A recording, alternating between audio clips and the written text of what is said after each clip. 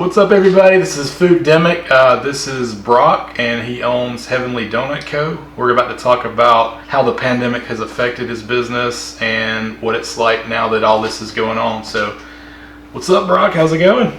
Good, Josh. How are you doing today? I'm doing great, man. Doing great. Well, I guess you want to just go right into this and just talk about it. So, what were your initial thoughts on how the pandemic would affect your business when it all kind of first started? I guess at first there's just a lot of uncertainty.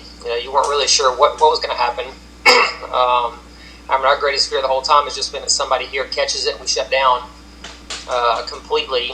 We're fortunate that we have a drive-through, that we have a food truck that goes out to kind of help us stay in the market and continue selling. But just weren't sure. Like that was my biggest concern right off the bat was whether we were going to get shut down altogether. Or they're just going to consider us non-essential because even though we're we're just a bakery, Gotcha. I wasn't sure if they would consider dessert essential or not. Oh, yeah. Hey, I love dessert, though, so I consider it essential. Right. When the initial shutdown happened, when they actually shut things down, what did it do to your business? Initially, we just got a lot of canceled orders. A lot of people had weddings planned or events planned.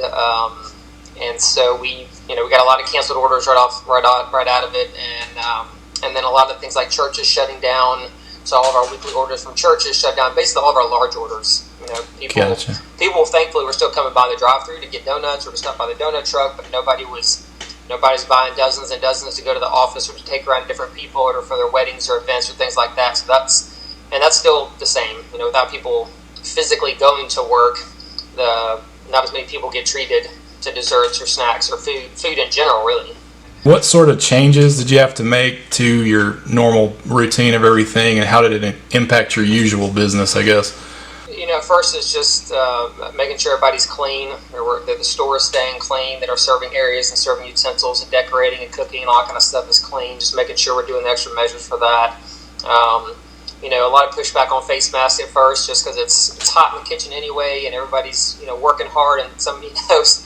So a little bit of pushback with that. The customers, voice is a little bit muffled talking to the customers, so we have to speak a little bit louder. But then it was just a matter of actually trying to schedule a bit more people, because when everybody's funneled for us, when everybody's funneled through the drive-through, then we can only serve them so fast. So we're glad that we've had a line out onto the main road.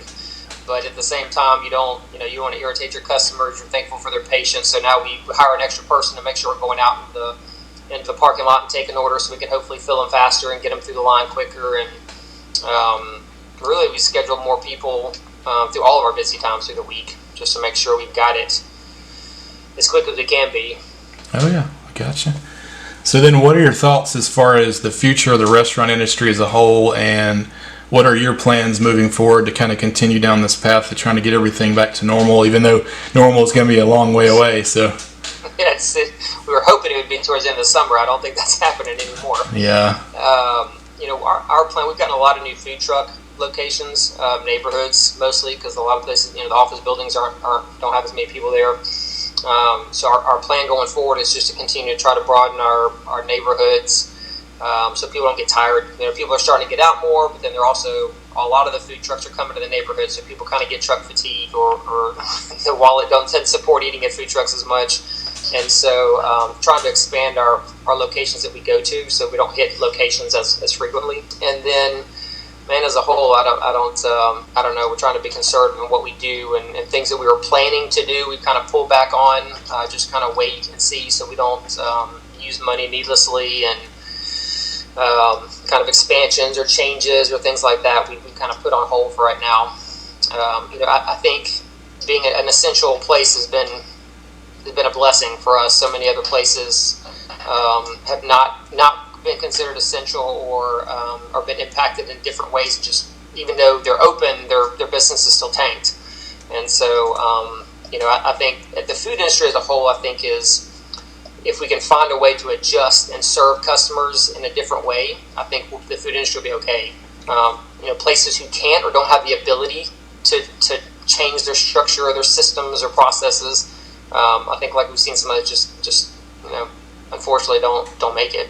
Yeah, with dining out, man, we've missed that a lot, and we try to do curbside and stuff at places, and we're still kind of being careful ourselves, but it's just this is a weird time for sure.